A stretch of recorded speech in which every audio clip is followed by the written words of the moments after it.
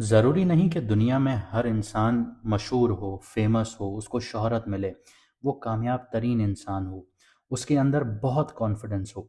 लेकिन कुछ लोग इसके बरक्स फेमस भी होते हैं, कॉन्फिडेंस भी होता है, कामयाब भी होते हैं। और फिर आते हैं वो लोग जो इनके ऊपर होते हैं, वो होते हैं किंग मेकर। और ये लोग दुनिया के बड़े बड़े बादशाहों को भी डायरेक्शंस दे रहे होते हैं। उनके एक फैसले पर हुकूमतें या ताकत के ऐवान हिल जाते हैं, गिर जाते हैं, बन जाते हैं। और कभी कभी किंग मेकर भी अपने गलत फैसलों की वजह से उसका खुमियाजा भुगतते हैं। या फिर यूं कहना भी गलत नहीं है कि वो भी चैलेंजेस फेस करते हैं। बिल्कुल इसी तरह सन आपकी कुंडली का असली किंग मेकर है, आपके जायचे का किंग मेकर है। ये सिर्फ एक प्लैनेट नहीं है, बल्कि आपकी ईगो है, आइडेंटिटी है, अथॉरिटी है, कार्मिक पावर का सेंटर है। हर घर, हर डिग्री और हर नजरात, हर दृष्टि सन का इम्पैक्ट जो है वो मेजर करती है। ये डिफाइन करता है आपकी self confidence, decision making, discipline और कार्मिक रिस्पॉन्सिबिलिटी। लेकिन यहाँ ध्यान ये रखना ज़रूरी है कि सन साइन से कुंडलियाँ नहीं देखी जाती, सन साइन से जायचे नहीं देखे जाते। ये सिर्फ एक रेफरेंस होता है रियल पावर का और इन्फ्लुएंस का, कि सन आपकी कुंडली में आपके जायचे में किस घर में बैठा है, कौन से नक्षत्र में बैठा है, कंजंक्शन किसके साथ है। और फिर इसकी महादशा या अंतरदशा, या फिर इसके आगे लेयर पर हम चले जाएं तो एक डीप, ये आपको दुनिया में आपका आने का मकसद बता देता है। अब ज़रूरी नहीं है कि ज़िंदगी में हर कोई डॉक्टर बने, इंजीनियर बने और वो कामयाब हो। काफ़ी इंजीनियर्स हैं जो इंजीनियर बन के भी नौकरी हासिल नहीं कर पा रहे। काफ़ी डॉक्टर हैं जो डॉक्टर बन के भी कामयाब नहीं हैं। तो सन बताता है कि आपकी लाइफ का मकसद क्या है। जिस तरह कुरान पाक में अल्लाह पाक फरमाते हैं कि तुम्हें लगता है कि मैंने तुम्हें बेमकसद पैदा किया है, तो सन यहाँ पे वही डायरेक्शन बताता है कि आपको किस तरफ आगे बढ़ना है और आपको वहीं पर फेम मिलेगी।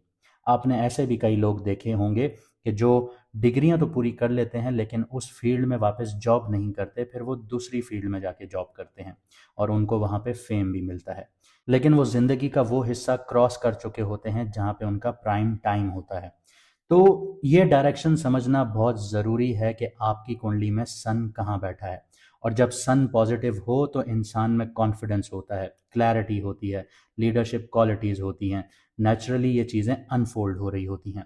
इसकी सबसे बड़ी मिसाल आप इमरान खान साहब को ले लीजिए। आप उनको देखिए कि उनके अंदर कॉन्फिडेंस भी है, क्लैरिटी भी है, लीडरशिप क्वालिटीज़ भी हैं, पॉजिटिव भी हैं। और उनकी जो लीडरशिप क्वालिटीज़ हैं वो वक्त के साथ साथ अनफोल्ड हुई।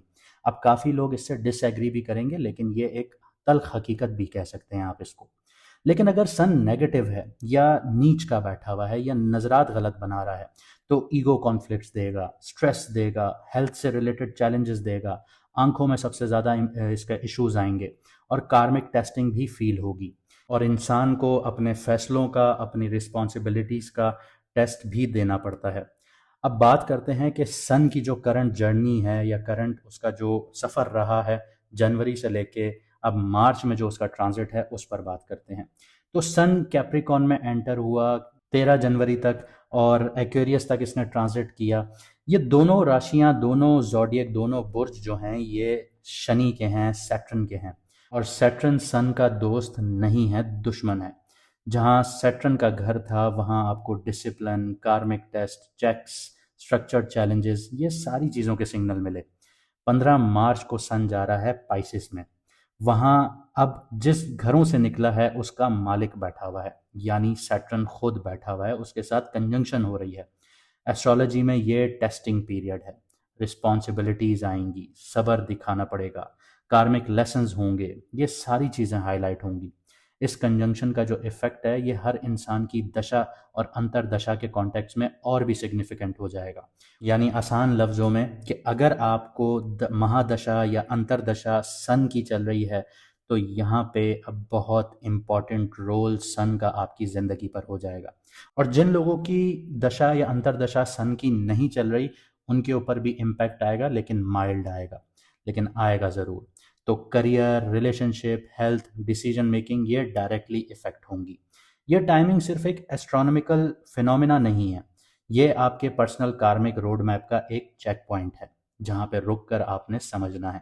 अगर आप चाहते हैं कि सन का एग्जैक्ट इम्पैक्ट आपके चार्ट में डिकोड हो, उसको देखा जाए, उसको समझा जाए कि आपने करियर के फैसले कैसे लेने हैं, आप किस फील्ड में आउटशाइन कर सकते हैं दूसरों को, आपके लिए ज़िंदगी में कौन से रास्ते हमवार हो सकते हैं, कहाँ पे कब कौन से फैसले लेने हैं, तो व्हाट्सएप का नंबर आपकी स्क्रीन पर आ रहा होगा।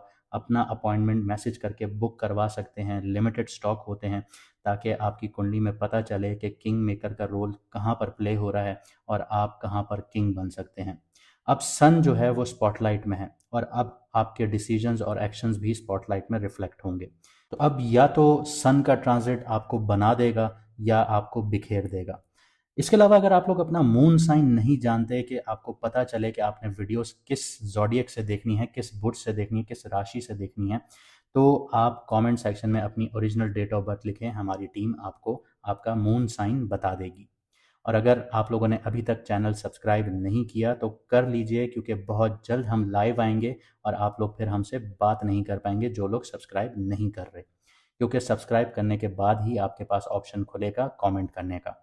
तो अब समझते हैं कि आपकी कुंडली का जो ट्रांजिट है, सन जो कर रहा है पाइसिस में, वो आपके ऊपर क्या इम्पैक्ट डाल रहा है। तो अब अगर आपका मून साइन या लगना जो है वो पाइसिस है, मीन राशि है, या फिर बुर्ज होत है, तो सन जो है वो आपके फर्स्ट हाउस में एंटर हुआ है।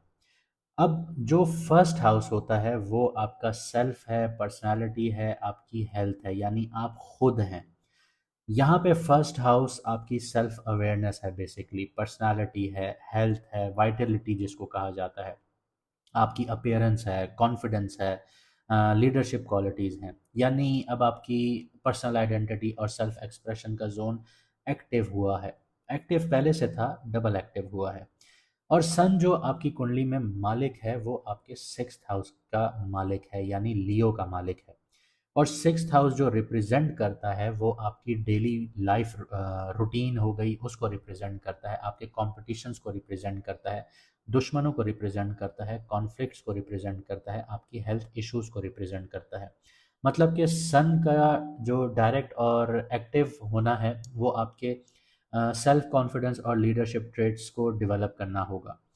यहाँ पे आपकी रूटीन और हेल्थ का इम्पैक्ट बहुत ज़्यादा फील होगा आपको। कॉन्फ्लिक्ट्स भी देखने को मिलेंगे, चैलेंजेस का भी सामना करना पड़ेगा, और इसकी कैपेसिटी भी आपके अंदर बढ़ना शुरू होगी। अब मैंने ये जो कहा था कि डबल एक्टिव है, तो अगर आप लोगों ने जुपिटर की सीरीज़ देखी हो, जुपिटर का जो डायरेक्ट होना था वो देखा हो, तो आप समझ गए होंगे कि मैंने डबल एक्टिव क्यों कहा। वो इसलिए कहा कि सैटर्न आपके फर्स्ट हाउस में बैठा है, यानी आपके साढ़े साथी का सेकंड जोन अब फुल पोटेंशियल पर एक्टिव हुआ है।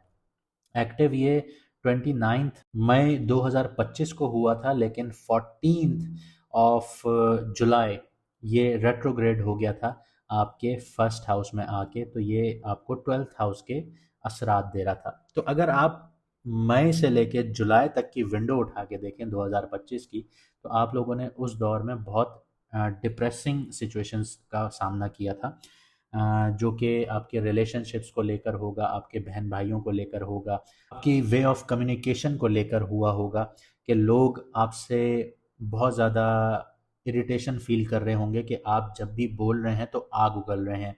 आपका कम्युनिकेशन स्टाइल इतना हार्श हो गया होगा कि लोग आपसे दूर भाग रहे होंगे। तो आपका थर्ड हाउस एक्टिव था यहाँ पर। इसके अलावा जो एक्टिव था वो आपका सेवन्थ हाउस एक्टिव था। आपने फील किया होगा आपके रिलेशनशिप्स में गड़बड़ियाँ आना शुरू हो गई है। अचानक से एंजाइटी, डिप्रेशन वाली सिचुएशंस, जो पार्टनर है बहुत ज़्यादा डिमांडिंग हो जाना, अनबन हो जाना, हार्श कन्वर्जेशन हो जाना, लड़ाई झगड़े हो जाना बात बात पर। तो ये सारी चीज़ें आपको सेवन्थ हाउस दे रहा था। लेकिन अब जो इम्पॉर्टेंट चीज़ थी सैटर्न की, वो आपके 10th हाउस को भी डैमेज कर रहा था। यानी अगर आप काम कारोबार वगैरह कर रहे थे तो वहाँ पे आपको बहुत ज़्यादा एक प्रेशर फील हो रहा होगा, एक के बाद एक मुश्किल वक्त देखने को मिल रहा होगा, एक के बाद एक परेशानी आ रही होगी, एक के बाद एक मसला खड़ा हो रहा होगा, और आपको उस चीज़ की ड्यू जो आपकी रिस्पेक्ट है या आपको जो ड्यू उसकी ऑनर है वो भी नहीं मिल रही होगी। अब जो सैटर्न है आपकी कुंडली में 11th और 12th हाउस को रूल करता है, यानी आपके मुनाफों को, आपके इनकम को, दोस्तों को, नेटवर्किंग को। और जो 12वां घर है वो आपके एक्सपेंसेस का है, आइसोलेशंस का है, स्पिरिचुअल ग्रोथ का है, नुकसानात का है, और आपकी बेडरूम लाइफ का है। तो पाइसेस में सैटर्न होने का मतलब ये है कि मुनाफे और सोशल नेटवर्क्स में डिसिप्लिन और लॉन्ग टर्म प्लानिंग ही अब आपको काम आएगी, डिमांड है ये सैटर्न की आपसे। एक्सपेंसेस और पर्सनल सेक्रीफाइसेस अब आपको देने पड़ेंगे, इसकी अब आपको अवेयरनेस होना शुरू होगी। और पर्सनल सेक्रीफाइसेस कैसे देते हैं ये आप लोग एक्वेरियस वालों से समझिए कि आपको लेट गो करना सीखना होगा। आपका सब्र और आपकी रिस्पॉन्सिबल अप्रोच जो है वो आपके फाइनेंशियल और सोशल मैटर्स में बहुत ज़्यादा वैल्यू रखेगी।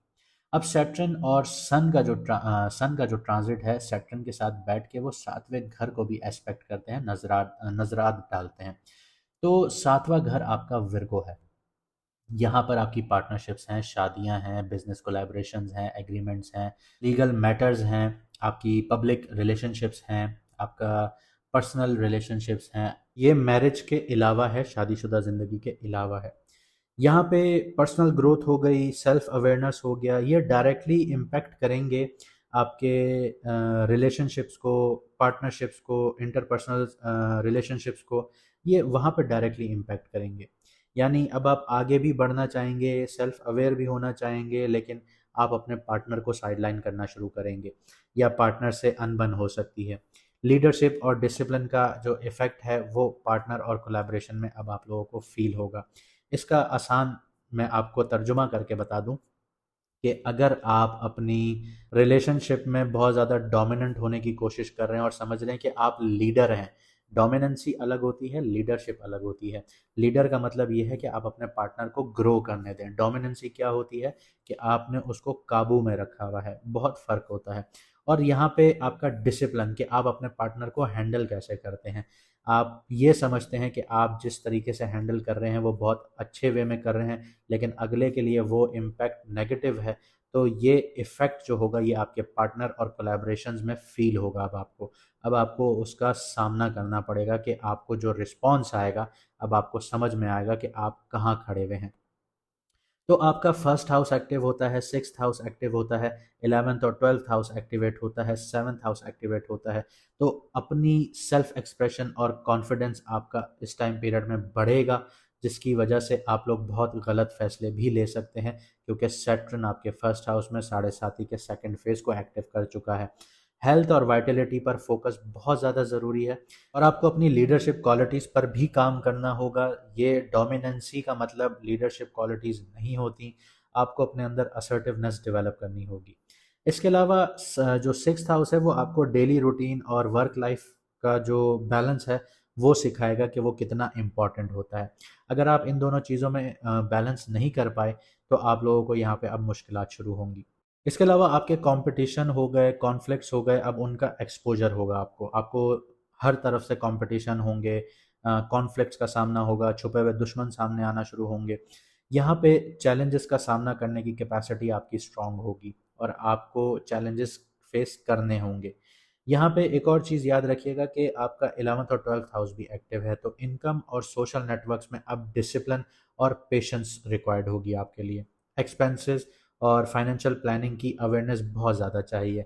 फालतू के एक्सपेंसेस आपने अवॉइड करने हैं, वरना वो आपके बैड एक्सपेंसेस में काउंट होंगे। एक्सपेंसेस का मतलब सिर्फ बैड एक्सपेंसेस नहीं होता, गुड एक्सपेंसेस भी होता है। ये मैं कई वीडियो में समझा चुका हूँ।